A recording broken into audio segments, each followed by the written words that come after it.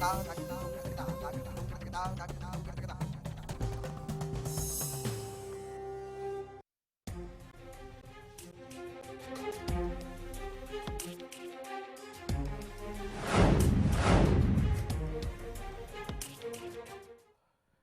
स्वागत है आपका हरियाणा न्यूज में। आप देख रहे हैं बड़ी खबर, आपके साथ मैं हूं भुवन शर्मा। बड़ी खबर में बात करेंगे गुड़गांव के कष्ट निवारण की। साइबर सिटी की कमान अब सीएम खट्टर ने अपने कंधों पर ले ली है, यानी अब जिला कष्ट निवारण कमेटी में सीएम लोगों के बीच होंगे, उनकी समस्याएं सुनेंगे। लेकिन बड़ा सवाल ये कि आखिर इतने बड़े स्तर पर बदलाव के पीछे का सच क्या है।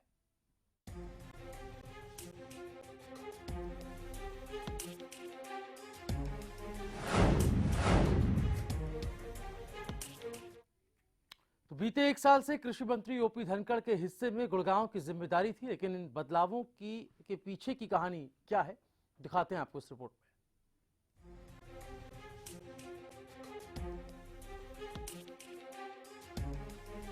प्रदेश में जनता की समस्याएं सुनने और कष्ट निवारण के लिए बनाई गई ग्रीवियंसेस कमेटी राजनीतिक गलियारों में सुर्खियों का केंद्र बनी हुई है। जिम्मेदारी बदली, चेहरे बदले, लेकिन चर्चाओं का बाजार तब गर्म हुआ जब साइबर सिटी गुड़गांव की कमान खुद सीएम खट्टर ने अपने हाथों में ली। इस बदलाव के पीछे का बड़ा कारण आखिर क्या है? खबरों के मुताबिक सरकार बनने के बाद साइबर सिटी में ग्रीवियंस कमेटी की कमान सीएम ने कृषि मंत्री ओपी धनखड़ को सौंपी। ओपी धनखड़ ने फरवरी के अंत में बैठक ली तो कई निजी बिल्डरों के खिलाफ लोगों की शिकायतों का अंबार लग गया। धनखड़ ने तत्काल उन बिल्डरों के खिलाफ कार्रवाई के आदेश दिए और शिकायतों का पुलिंदा जिला अधिकारियों को सौंप दिया। मंत्री के कड़े रुख को देखते हुए आनन फानन में एफआईआर तो दर्ज कर ली गई, लेकिन इसके बाद मामला रुक गया। मंत्री जी ने कुछ समय बाद बिल्डरों पर कार्रवाई का फीडबैक लिया तो मालूम चला कि किसी के खिलाफ कोई कार्रवाई नहीं हुई है। सूत्रों के मुताबिक मंत्री ने जब जिला अधिकारियों से पूछा तो जवाब मिला कि उन्हीं के दो सहयोगी कार्रवाई न करने पर जोर दे रहे हैं। लेकिन जब ओपी धनखड़ से इस बारे में सवाल किया गया तो मंत्री साहब कुछ ऐसे गोलमाल जवाब देते नजर आए। कई मसले खड़े हुए, लेकिन उससे पहले अभी जो ग्रीवियंस कमेटी में जो बदलाव अभी हुए हैं उस पर चर्चा जरूर करना चाहूँगी, क्योंकि आप उसको हेड कर रहे थे पिछले काफ़ी समय से। आपने कोई मीटिंग भी अटेंड नहीं की, आप गुड़गांव नहीं आए, क्या कहेंगे, कोई वजह बताएंगे इसकी? और अब सीएम साहब ने खुद उसका जिम्मा ले लिया है। अच्छा, देखिए अभी ग्रीवेंसेज होंगे, ग्रीवियंसेस होंगे या ग्रीवियंसेस हटेंगे, मुझे ये बताइए। देखिए निश्चित रूप से प्रक्रिया ग्रीवेंस हटाने की चलती है, लेकिन ग्रीवियंसेस हैं और होंगे। नहीं, देखिए ग्रीवेंसेज होते हैं तभी ग्रीवेंस कमेटी होती है। हाँ। रोग होते हैं तो डॉक्टर होते हैं, अस्पताल होते हैं। हाँ। निश्चित रूप से लोगों की ग्रीवेंसेज होती हैं। हाँ। और ग्रीवेंसेज का समाधान का एक तरीका ग्रीवेंस कमेटी भी है। हाँ। और निश्चित रूप से और बेहतरी की तरफ हमेशा जाना एक रास्ता रहता है। लेकिन ये बदलाव हुआ और आप नहीं आ रहे। ये वार्षिक बदलाव, साल में एक आध बार ऐसे बदलाव होते रहते हैं। अब मुझे ये थी कि क्योंकि आपने कुछ बिल्डर्स के खिलाफ अपनी आवाज उठाई थी, वो कुछ लोगों को नागवार गुजरी थी, उसको लेकर कुछ तुनक मिजाज भी बातें हुई थी और उसके बाद देखिए लोगों को न्याय मिलना ये प्राथमिकता है और वो हमेशा मिलना चाहिए। लेकिन आपने और मेरे सवाल का जवाब नहीं। सिस्टम की जिम्मेवारी है कि वो लोगों को न्याय दे। आपने मेरे सवाल का जवाब नहीं दिया। इतना ही काफी है। ग्रीवियंसेस हैं और होंगे, क्या मंत्री जी का ये बयान धांधली में धंसे अपनों की तरफ है, जिनके रहते बिल्डर माफियाओं पर काबू पाना नामुमकिन साबित हो रहा है? खबरें ये भी है कि जब धनखड़ ने बिल्डरों पर केस दर्ज कराने के आदेश दिए तो गुड़गांव से विधायक उमेश अग्रवाल भी खुश हुए, लेकिन एफआईआर दर्ज होने के बाद बिल्डरों पर जब कार्रवाई नहीं हुई तो उनका ओपी धनखड़ के साथ विवाद हो गया। तो क्या ये मान लिया जाए कि सत्ता की छत्र छाया में साइबर सिटी माफियाओं के हाथों नीलाम हो रही है? सीएम के कंधों पर जिम्मेदारी आने के बाद भ्रष्ट नेताओं को जल्द ही काबू कर लिया जाएगा? ये एक अहम और बड़ा सवाल है। Bureau report, Haryana news. ये कुछ हलचल कष्ट निवारण समिति को लेकर है और हरियाणा न्यूज की मैनेजिंग एडिटर से बात ओम प्रकाश धनखड़ ने कही, लेकिन सीधा सीधा जवाब वो दे नहीं पाए। इसी पर हम चर्चा करेंगे। वरिष्ठ पत्रकार अमित नेहरा जी हमारे साथ स्टूडियो में हैं। अमित जी, स्वागत है आपका। कष्ट निवारण समिति की बैठकें होती हैं और उसको लेकर जैसा कि हम गुड़गांव का जिक्र कर रहे हैं, तो उसमें पहले ओपी धनखड़ को कमान सौंपी गई, लेकिन उसके बाद उन्होंने जब इससे पल्ला झाड़ा तो मुख्यमंत्री ने खुद अपने कंधों पर ये जिम्मेदारी ले ली, इस फेरबदल को आप पहले किस नज़रिए से देखते हैं? क्योंकि इसमें बिल्डर्स भी इन्वॉल्व हैं, इसमें शिकायतें भी इन्वॉल्व हैं, इसमें कार्रवाई भी इन्वॉल्व है, क्या कहेंगे आप? देखिए भुवन जी, जहाँ तक ग्रीवेंस कमेटी के चेयरमैन चेंज करने की बात है, कुल मिला के तो उसमें ये है कि सिर्फ गुड़गांव में ही नहीं हुआ ये फेरबदल, रिशफल पूरे हरियाणा में हुआ है। और उसमें भी कुछ वजह थी जिसमें हो सकता है गुड़गांव भी एक वजह हो। उसमें अनिल विज का मामला था, कुरुक्षेत्र की जो ग्रीवेंस कमेटी में कुछ इशू उठे थे। बात करते हैं हम गुड़गांव की, जो आज का मुद्दा है। उसमें क्या है कि गुड़गांव देखिए हरियाणा का कोहिनूर कह सकते हैं गुड़गांव को। और यहाँ पे हर तरह के प्रभावशाली व्यक्ति मौजूद हैं, लॉबी मौजूद हैं, सारे महत्वपूर्ण उद्योग यहाँ पे मौजूद हैं। तो उन पे सीधी मॉनिटरिंग करना, मुझे लगता है कि मुख्यमंत्री को लगा होगा कि मैं खुद करूँ अध्यक्षता यहाँ की, क्योंकि इससे पहले ओम प्रकाश चौटाला जब 1999 से लेके 2005 तक मुख्यमंत्री रहे थे, तो वो खुद गुड़गांव की ग्रीवेंस कमेटी के चेयरमैन थे। उसका सीधा सीधा उद्देश्य ये था कि गुड़गांव की कोई भी समस्या हो तो मुख्यमंत्री बेहतर तरीके से निर्देश दे सकता है। तो हो सकता है कि खट्टर जी ने ये चाहा हो कि जो भी निर्देश हैं, दिशा निर्देश हैं अफसरों को और ग्रीवेंसेस हैं, वो खुद सुने और खुद सुलझाएं। क्योंकि देखिए अगर गुड़गांव आगे बढ़ता है स्पीडली तो पूरा प्रदेश आगे बढ़ता है, क्योंकि सबसे ज्यादा रेवेन्यू जो मिलता है प्रदेश को वो गुड़गांव की वजह से मिलता है। अगर गुड़गांव में रेवेन्यू कम हो जाएगा, यहाँ के जो उद्योग धंधे हैं उनकी ग्रीवेंसेस सॉर्ट आउट नहीं होंगी, तो निश्चित तौर पे अमित जी, कुछ एक दो पॉइंट्स इसमें रह गए हैं जिस पर अभी डिस्कशन नहीं हुआ है। मैं चाहूंगा एक बार फिर से हम वो बयान सुने ओम प्रकाश धनखड़ का, जब उनसे हमारी मैनेजिंग एडिटर ने सवाल पूछा था तो उन्होंने वो कैसे उस सवाल से बचते हुए नजर आए और घुमा फिरा कर उन्होंने जवाब दिया।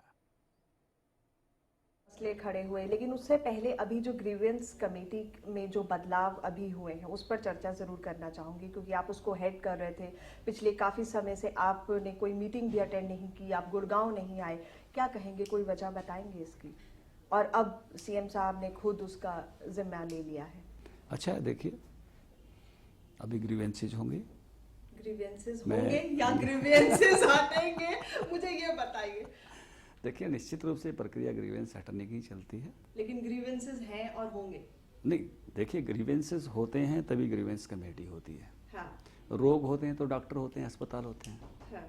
निश्चित रूप से लोगों की ग्रीवेंसेज होती हैं। हाँ। और ग्रीवेंसेज का समाधान का एक तरीका ग्रीवेंस कमेटी भी है। हाँ। और निश्चित रूप से और बेहतरी की तरफ हमेशा जाना एक रास्ता रहता है। लेकिन ये बदलाव हुआ और आप नहीं आ रहे। ये वार्षिक बदलाव, साल में एक आध बार ऐसे बदलाव होते रहते हैं। अब मुझे ये थी कि क्योंकि आपने कुछ बिल्डर्स के खिलाफ अपनी आवाज उठाई थी, वो कुछ लोगों को नागवार गुजरी थी, उसको लेकर कुछ तुनक मिजाज भी बातें हुई थी और उसके बाद देखिए लोगों को न्याय मिलना ये प्राथमिकता है और वो हमेशा मिलना चाहिए। लेकिन आपने और मेरे सवाल का जवाब नहीं दिया। सिस्टम की जिम्मेवारी है कि वो लोगों को न्याय दे। आपने मेरे सवाल का जवाब नहीं दिया। इतना ही काफी है। हाँ बिल्कुल, इतना ही काफी है। और जो शब्दों से ना कहा वो खामोशियों को पढ़ लेना शायद हरियाणा की जनता बखूबी जानती है। तो जो बात लफ्जों में बयान ना हो वो खामोशी से कह दी जाती है। तो यकीनन पर्दे के पीछे की राजनीति भी बहुत कुछ कहती है। तो अभी क्योंकि सीएम खुद इस बात को हेड कर रहे हैं, बिल्डर्स की एक लॉबी काफी हावी थी, इस पर तो आप कुछ कहना चाहेंगे? मुझे लगता है मुख्यमंत्री जी खुद कर रहे हैं तो लोगों को न्याय मिलेगा, त्वरित न्याय मिलेगा। जब जिन्होंने अंतिम निर्णय करना होता है वही जब व्यक्ति सुनता है तो मुझे लगता है कि निर्णय की प्रक्रिया तेज हो जाती है और जल्दी लोगों को न्याय मिलेगा। तो अमित जी, ये वो बयान था जिसमें उन्होंने हमारी मैनेजिंग एडिटर के सवालों का सामना उन्होंने किया। बदलाव की बात उनसे पूछी गई थी, उस बदलाव पर उन्होंने कुछ नहीं कहा। ओपी धनखड़ भी कमान संभाल रहे थे और वो बिल्डर वाला जो प्रकरण है जिसमें उनके पास शिकायतें आई, उन्होंने कार्रवाई की बात की, जिलाधिकारियों को आदेश दिए, उस बाबत एफआईआर भी हुई, लेकिन जमीनी स्तर पर कोई कार्रवाई नहीं हुई। उसका फॉलोअप लेने जब वो पहुंचे, ये सूत्रों के हवाले से माना जाता है, तो उनको ये जवाब मिला कि उनके ही कुछ सहयोगियों ने उनका साथ नहीं दिया। तो ये फेरबदल के पीछे आप क्या देख रहे हैं, ओपी धनखड़ से कमान मुख्यमंत्री तक चले जाना? देखिए बात वही है, जो कैबिनेट मंत्री है वो कितना ही कद्दावर क्यों ना हो, वो मुख्यमंत्री के जो अधिकार हैं उसको नहीं मिलते हैं। जैसे कि अनिल विज जी ने ट्वीट किया था कुछ समय पहले, आपने शायद ध्यान दिया हो, उन्होंने स्पष्ट रूप से ये कहा था कि मुख्यमंत्री तो बाहुबली होते हैं। ठीक है ना, तो बाहुबली किस लिहाज से होते हैं वो समझना होगा, क्योंकि अल्टीमेट पावर होती है मुख्यमंत्री। अगर कोई ग्रीवेंस है तो मुख्यमंत्री से बेहतर उसको कोई नहीं सुलझा सकता। और देखिए फरीदाबाद और गुड़गांव दो ऐसे शहर हैं हरियाणा में जहां बिल्डर माफिया बहुत ज्यादा हावी है, क्योंकि रेट्स कमोबेश ज्यादा हैं पूरे प्रदेश से। तो यहाँ से निपटना बड़ा मुश्किल है बिल्डर माफिया से। और देखिए जो प्रभावित हैं, पिछले जो हमने देखा है घालमेल बिल्डरों का, तो उसमें हजारों परिवार ऐसे हैं जिनका करोड़ों नहीं अरबों खरबों रुपया फंसा खड़ा है। ठीक है, तो वो सुलझाना प्राथमिकता है। हाँ। देखिए इसके पीछे क्या राजनीति है उसके तह में तो हम नहीं जा पाएंगे, क्योंकि बहुत तरह की राजनीति होती है। हाँ। अभी जिस मंत्री का बयान हम बार बार सुन रहे हैं, हाँ। तो शुरू में उन्होंने काफी अपने जो कहा जाए कि ऑफिसर्स, उनकी नियुक्तियां भी यहाँ करवाई थी, लेकिन धीरे धीरे काफी वहां से चले भी गए। वो क्यों चले गए, कैसे चले गए, किसकी रिपोर्ट पे चले गए, ये भी एक खोज का विषय हो सकता है, एक खबर का विषय हो सकता है। वापस लौट रहा हूँ आपके पास। रेणु भाटिया जी हमारे साथ और बीबी बत्रा जी दोनों फोन लाइन पे हैं। रेणु जी आवाज सुन पा रही हैं आप मेरी? रेणु जी, गुड़गांव की हम बात कर रहे हैं। हमारी मैनेजिंग एडिटर नवजोत सिद्धू ने बात की है ओपी धनखड़ से। उन्होंने कष्ट निवारण समिति को लेकर बात की कि ये जो फेरबदल हुआ है, और आप जब ग्रीवांस कमेटी देख रहे थे गुड़गांव की, तो उसमें आपने कई सारे बिल्डर्स को लेकर आपने कार्रवाई की बात की थी, लेकिन वो कार्रवाई हो नहीं पाई थी। सवाल उनसे ये पूछा गया था कि इस बदलाव के पीछे की वजह क्या है। उन्होंने कहा एक रूटीन प्रक्रिया है। क्या कहेंगे आप? धनखड़ जी ने बिल्कुल सही जवाब दिया है। ये एक रूटीन प्रक्रिया है, और हर विधायक जो मंत्री है उनको एक एक क्षेत्र दिया गया है, कईयों को 2 क्षेत्र भी दिए गए हैं। और कष्ट निवारण समिति के वो मुखिया होते हैं। सारी जितनी भी उनके पास प्रॉब्लम्स आती हैं जो उनके पास सॉल्व होने के लिए, वो उनको सॉल्व करते हैं। और ये सॉल्व नहीं हो पाई रेणु जी, जो धनखड़ साहब वाला इशू था वो तो सॉल्व ही नहीं हो पाया ना, वो तो अधर में लटक गया। नहीं, अधर में नहीं लटका, सॉल्व होगा। और आप मुख्यमंत्री जी हैं तो वो भी देखेंगे, कंटिन्यूटी प्रोसेस होगा। इसमें कोई स्पेशलिटी नहीं है कि कोई काम वो मंत्री नहीं करेंगे तो ये मंत्री करेंगे। ये तो एक रूटीन है। सभी को सभी क्षेत्रों में, सभी जिलों में जहां पर भी कोई प्रॉब्लम्स हैं उनको सॉल्व करना। रेणु जी, मैं आपको रोक रहा हूं, की बात है। मैं आपको रोक रहा हूं। इस बीच एक बड़ी खबर हमारे पास। शिक्षा मंत्री के सामने सब्जी वालों का गुस्सा फूटा है। सब्जी वालों ने विरोध किया है। नगर परिषद अवैध अतिक्रमण को हटवा रहा था। रास्ते से गुजर रहे रामविलास शर्मा उधर जाम में फंस गए। सब्जी वालों ने शिक्षा मंत्री पर सब्जियां तक फेंकी। ये बड़ी खबर हम आपको नारनौल से दे रहे हैं। सड़क पर अतिक्रमण कर लगाते हैं सब्जी वाले रेहड़ी, और इसलिए अतिक्रमण को हटाने का यह अभियान सुरक्षा कर्मियों की मशक्कत के बाद किसी तरह से रेस्ट हाउस पहुंचे शिक्षा मंत्री रामविलास शर्मा। वो नारनौल से बड़ी खबर, जहां सब्जी वालों ने रामविलास शर्मा का विरोध किया। दरअसल हुआ कुछ यूं कि नगर परिषद यह अतिक्रमण हटा रहा था, और इस तस्वीरें आप देख पा रहे हैं अपनी टीवी स्क्रीन पर, जिसमें शिक्षा मंत्री रामविलास शर्मा इस हंगामे के चलते जाम में फंस गए, और उन्हें भी सब्जी वालों के विरोध का सामना करना पड़ा। सब्जी वालों ने सब्जियां तक रामविलास शर्मा के पास तक फेंकी। ये तस्वीरें उसकी तस्दीक कर रही हैं। एक्सक्लूसिव तस्वीरें आप हरियाणा न्यूज पर देख पा रहे हैं। नारनौल से ये तस्वीरें हैं। ये बड़ी खबर हम आपको दिखा रहे हैं, जहां शिक्षा मंत्री रामविलास शर्मा उस रास्ते से गुजर रहे थे जहां अतिक्रमण हटाने का काम चल रहा था। सब्जी वाले रेहड़ी लगाकर अतिक्रमण करते हैं, यह आरोप उन पर लगा था, और इसीलिए नगर परिषद अतिक्रमण हटाओ अभियान चला रहा था। इससे गुस्साए सब्जी वालों ने वहां पर प्रदर्शन किया, विरोध किया, और रास्ते से गुजर रहे शिक्षा मंत्री रामविलास शर्मा पर सब्जियां फेंककर उनका भी विरोध किया। ये तस्वीरें आप नारनौल से देख रहे हैं, जहां शिक्षा मंत्री के सामने ही सब्जी वालों का गुस्सा फूट पड़ा। रेहड़ी लगाकर ये सब्जी वाले सड़क पर अतिक्रमण करते हैं, और नगर परिषद इसी अतिक्रमण को हटाने के लिए नगर परिषद की टीम वहां पहुंची थी। सब्जी वाले आक्रोशित हो गए, सड़क पर हंगामा करने लगे। और इसी बीच रास्ते से गुजर रहे शिक्षा मंत्री रामविलास शर्मा को भी इन सब्जी वालों के विरोध का सामना करना पड़ा। रामविलास शर्मा पर सब्जियां फेंकी सब्जी वालों ने विरोध के तौर पर। ये तस्वीरें आप देख रहे हैं नारनौल से। हालांकि पुलिस भी वहां पर तस्वीरों में दिखाई दे रही है। मशक्कत पुलिस को करनी पड़ी और किसी तरह से रामविलास शर्मा अपने रेस्ट हाउस तक पहुंचे। तो ये तस्वीरें नारनौल से है जहां हंगामा हुआ और इस हंगामे में बुरे फंसे शिक्षा मंत्री रामविलास शर्मा। सब्जी वाले हंगामा कर रहे थे। दरअसल इन पर आरोप है कि ये सड़क पर अतिक्रमण करते हैं। नगर परिषद ने इस अतिक्रमण को हटाने की कोशिश की और इसके चलते सब्जी वालों में आक्रोश उत्पन्न हो गया।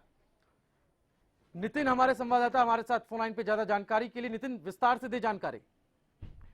सर, ऐसा है कि इस मामले में लेकर के सुबह तकरीबन 10 साढ़े 10 बजे के आसपास में जिला नगर परिषद के सचिव के यादव के साथ में एसडीएम श्री विवेक कालिया जी ने अतिक्रमण को हटवाने का कोशिश भरपूर प्रयास किया पुलिस बल को लेकर के। इस दौरान श्री कांतिलाल जी सैनी जो कि आरएसएस के कार्यकर्ता हैं, जिनके यहाँ शिक्षा मंत्री श्री रामविलास शर्मा जी आए हुए थे। इस दौरान अतिक्रमणकारियों का सामान उठा करके नगर परिषद के अधिकारियों और कर्मचारियों द्वारा फेंका गया और साथ ही उनकी रेडियां भी जब्त कर ली गई और उनके सामान के साथ में उसको नगर परिषद के अंदर ले जाया गया। सामान तो सब्जी विक्रेताओं को वापस दे दिया गया, लेकिन उनकी रेडियों को अभी भी नगर परिषद की सीमा के अंदर रखा गया हुआ है। और इसी दौरान जब शिक्षा मंत्री निकल रहे थे उस दौरान शिक्षा मंत्री जब उस दौरान निकल रहे थे तो वहां से शिक्षा मंत्री ने उस वक्त मुआयना करने के लिए पैदल चलने का इख्तियार किया। तभी सब्जी विक्रेताओं में अज्ञात सब्जी विक्रेताओं ने। बेहद शुक्रिया नितिन आपका इस जानकारी के लिए। तो तस्वीरें अपने आप में बताने के लिए काफी हैं, इसके लिए कुछ भी कहना शायद सही नहीं होगा। आप तस्वीरें आप देख रहे हैं जहां शिक्षा मंत्री रामविलास शर्मा भी वहां मौके से गुजर रहे थे और सब्जी वालों के इस आक्रोश का, इस गुस्से का सामना उन्हें भी करना पड़ा। फिलहाल वक्त एक छोटे से ब्रेक का, जल्द होंगे हाजिर।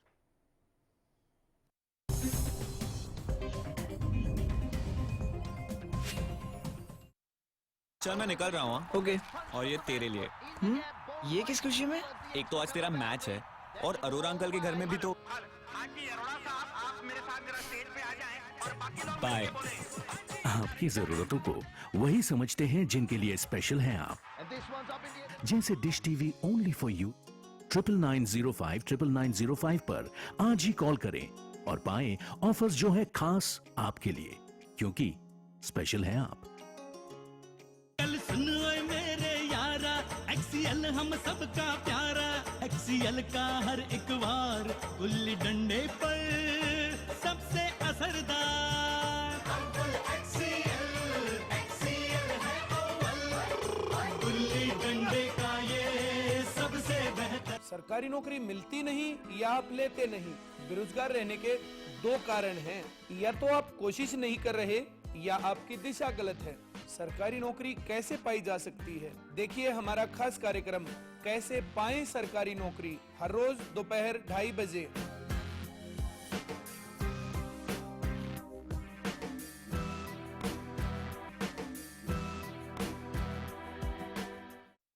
गुलमोहर सिटी NH65 पर स्थित कैथल की सबसे सुंदर टाउनशिप अब आपके लिए लेकर आए हैं फ्री होल्ड प्लॉट्स, विलास और independent floors. Gulmohar city boundary walls और एक्सक्लूसिव गेटेड सिक्योरिटी से सुसज्जित, जिसमें है sports club, club house, lush green park और भी बहुत कुछ। तो बेहतर लाइफस्टाइल के लिए Gulmohar city, the city of joy in Kaithal. जय गोगा जी हेयर ऑयल, गंजेपन में दोबारा बाल उगाएं, बालों का झड़ना रोकें। मेरा नाम अजय कुमार है, मैं गुड़गांव का रहने वाला हूँ। मैं झड़ते बालों से बहुत परेशान था। तकरीबन 1 महीने से गोगा जी का हेयर ऑयल इस्तेमाल कर रहा हूँ, मैं काफी खुश हूँ। बालों को लंबा और घना करें तो अपनाएं जय गोगा जी हेयर ऑयल। सुन मेरे यारा एक्सीएल हम सबका प्यारा, एक्सीएल का हर एक वार गुल्ली डंडे पर सबसे असरदार। एक्सीएल है अव्वल, गुल्ली डंडे का ये सबसे बेहतर। हरियाणा फ्रेश फ्रेश शुद्ध घी का नाम बड़ा, शुद्धता की कसौटी पर खरा, घर के घी जैसा स्वाद मन भाए, जो भी खाए तंदुरुस्ती पाए। हरियाणा फ्रेश एगबाग शुद्ध घी, स्वाद घर के घी जैसा। हरियाणा फ्रेश शुद्ध घी।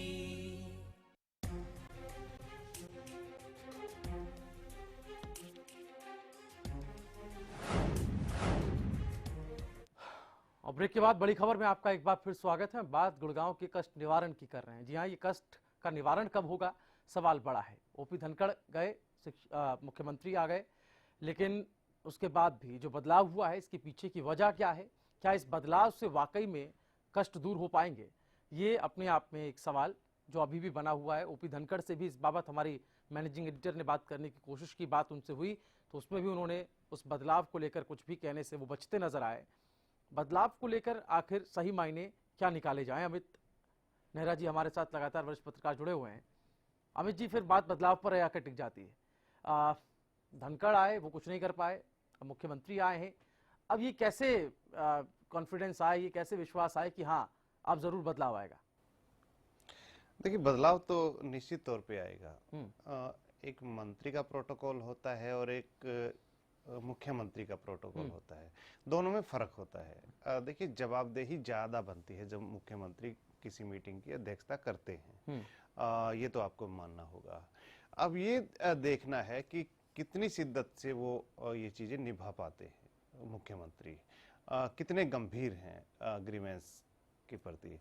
क्योंकि आपने एक बात कही कि क्या कष्ट दूर हो जाएंगे, ठीक है ना, आपने एक बड़ी बात कही है। लेकिन मैं दूसरी तरह से सोचता हूँ। देखिए, कष्ट जो शब्द है उसकी उत्पत्ति तभी हुई है कि जब दुनिया में कष्ट हैं, शुरू से ही कष्ट में रही है। हम राम राज्य जिसका हवाला देते आए हैं, तो क्या उस समय कष्ट नहीं थे लोगों के पास? खूब कष्ट थे, ठीक है ना।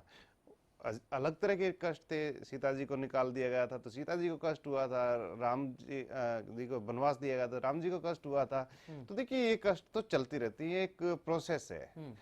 तो ये तो बात भूल जाइएगा कि मुख्यमंत्री अगर ग्रीवेंस कमेटी की अध्यक्षता करने लगेंगे तो कष्ट दूर हो जाएंगे सभी के। नहीं, जो बिल्डर की जो समस्या अमित जी, मैं ये जानना चाह रहा हूँ आपसे, क्या धनखड़ साहब सक्षम नहीं थे उन समस्याओं के समाधान करने में, या उनके आग्रह करके जो है मुख्यमंत्री को ये कमान संभालनी पड़ी है? उनका आग्रह है या उनकी बेबसी है या उनकी नाराजगी है? इसको समझा क्या जाए? देखिए, बिल्कुल आपने एक बात कही, निर्देश दिए अगर ओम प्रकाश धनखड़ ने बिल्डरों के खिलाफ एफआईआर दर्ज करने के, एफआईआर दर्ज हुई या नहीं हुई, उस पे दर्ज होने के बाद क्या एक्शन हुआ? देखिए, ये धनखड़ की भी जिम्मेवारी बनती है कि वो बताएं जनता को, गुड़गांव की जनता को खासकर, कि मैंने ये काम किया और यहाँ तक काम पहुंचा, उसके बाद काम नहीं हुआ। अगर ये बात नहीं बताते हैं तो देखिए वो एक छल होगा गुड़गांव की जनता के प्रति उनका। अगर वो बता देते हैं तो उसमें दिक्कत क्या है? अगर सारे काम हुए हैं तो कंटिन्यू रहते तो अच्छा होता, अगर ना हुए हैं तो भी गलत है। ये देखिए, उनके साथ इस तरह की बात हुई है तो लेकिन क्या माना जाए अमित जी, ये एक नेक्सस है, नेक्सस के तौर पर इसको देखा जाए, या फिर जैसा कि मैंने आपसे कहा था कि धनखड़ साहब की परफॉर्मेंस नहीं रही, इसलिए मुख्यमंत्री को खुद ही संभालनी पड़ी कमान। उनको ये लगा कि अब पानी सर से ऊपर जा रहा है, कहीं लोग ही नाराज ना हो जाए, गुस्से में ना आ जाए, उससे पहले ही कुछ तब्दीलियां की जाएं। तो क्या एक बड़े नेताओं का दबाव है क्या बिल्डर्स के साथ में या किसी और के साथ में? देखिए भुवन जी, मैं ये कहना चाहूंगा कि बिल्डर जो शब्द है वो छोटे मोटे बिल्डर की बात नहीं कह रहा हूँ। जो बड़े बड़े बिल्डर हैं जिनके सैकड़ों एकड़ में प्रोजेक्ट हैं, वो छोटे आदमी नहीं हो सकते, ठीक है ना।